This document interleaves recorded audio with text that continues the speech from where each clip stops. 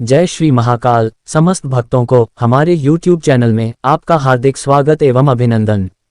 आज का हमारा यह वीडियो उन लोगों के लिए बहुत ही महत्वपूर्ण होने वाला है जिनको किसी भी तरह से शक्तियों के संकेत प्राप्त होते हैं, चाहे वह शारीरिक रूप से या फिर सपने के माध्यम से या किसी भी प्रकार के कोई संकेत दिखाई पड़ती हैं। प्रिय भक्तों, निरंतर मंत्र जाप साधना करने से साधना के कुछ अनुभव भी होते हैं और ईश्वर के द्वारा सिद्धियां भी प्राप्त होती हैं। वही कुछ लोग ऐसे भी होते हैं जिनको कुछ दिनों तक अनुभव तो मिलते हैं और उसके बाद बंद हो जाते हैं, और जिस आनंद का अनुभव पहले वह अपनी पूजा पाठ के समय में करते थे, वह आनंद का अनुभव होना बंद हो जाता है। तो क्या कारण है ऐसा होने का? आज हम इस वीडियो में उन्हीं कारणों को जानने का प्रयास करेंगे। कारणों को जानने से पहले चलिए हम संक्षेप में जानते हैं वो कौन से अनुभव हैं जो एक साधक को साधना के समय पर प्राप्त होते हैं। जब दैवीय ऊर्जा हमारे संपर्क में आती है तो हमारा मन शांत हो जाता है।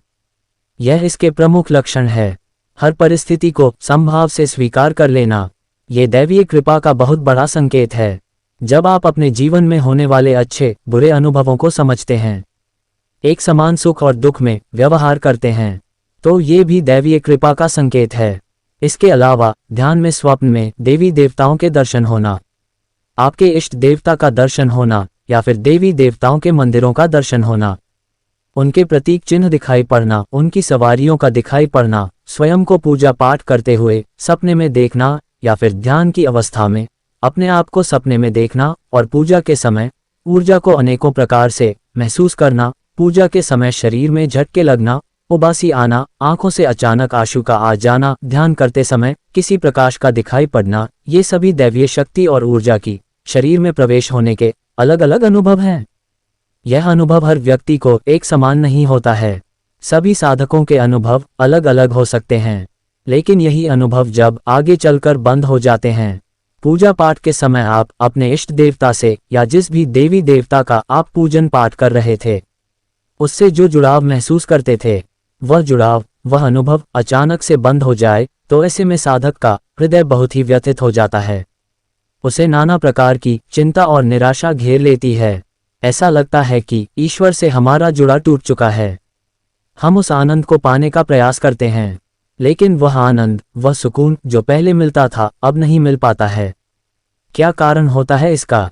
आज हम जानेंगे और साथ ही यह भी जानेंगे कि ऐसा क्या करें कि जो भी अनुभव और दैवीय ऊर्जाओं की शक्ति आपको महसूस हो रही है, वह सदैव आपके साथ बनी रहे। तो चलिए जानते हैं अनुभव होना क्यों बंद हो जाते हैं। इसका पहला कारण अहंकार और कर्ता भाव का आ जाना।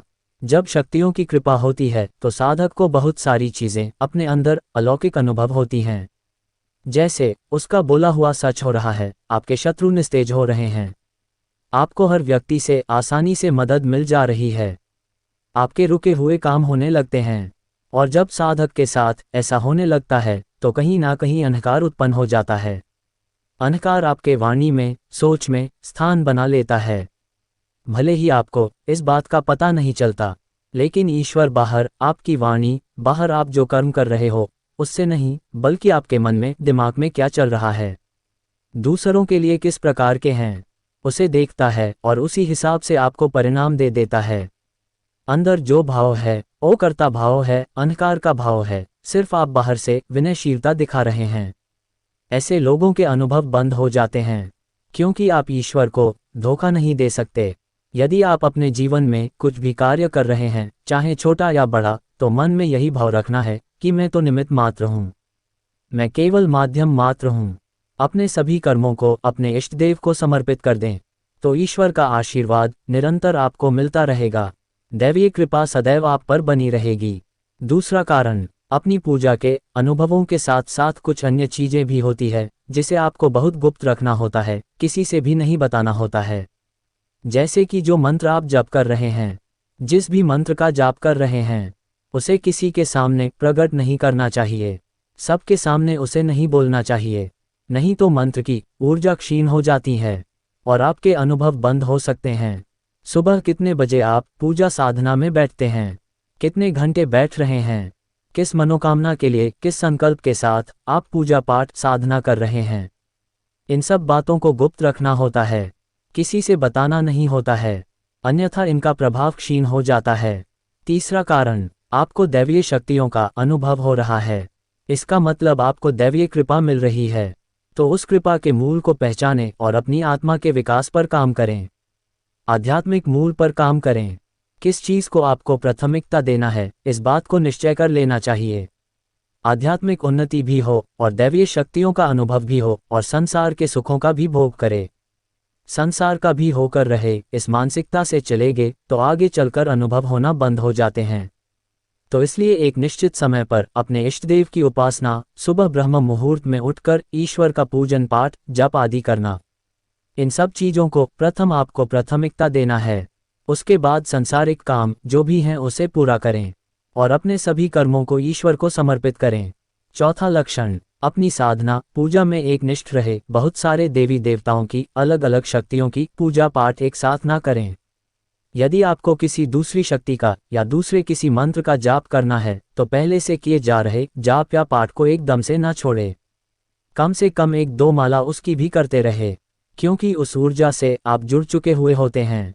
आध्यात्मिक उन्नति जो रही है, आप आगे बढ़ रहे हैं इस क्षेत्र में, तो उस मंत्र के जो भी देवी देवता होते हैं उनके कृपा के कारण हैं।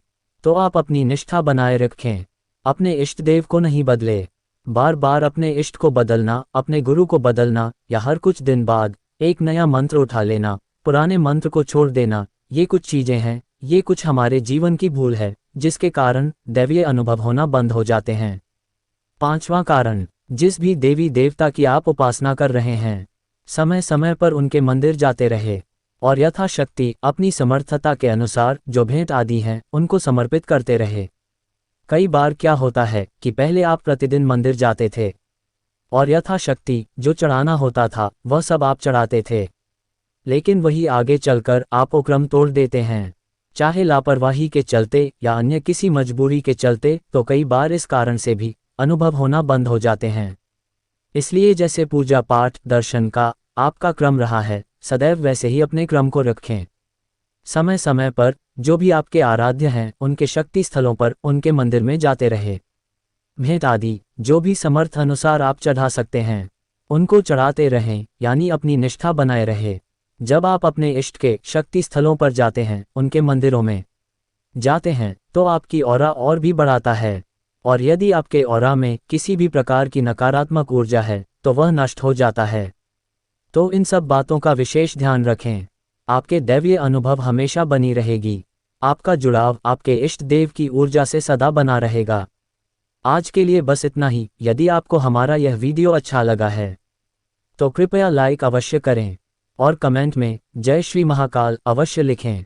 मिलते हैं अगले वीडियो में, तब तक के लिए सभी भक्तों को हमारा प्यार भरा जय श्री महाकाल।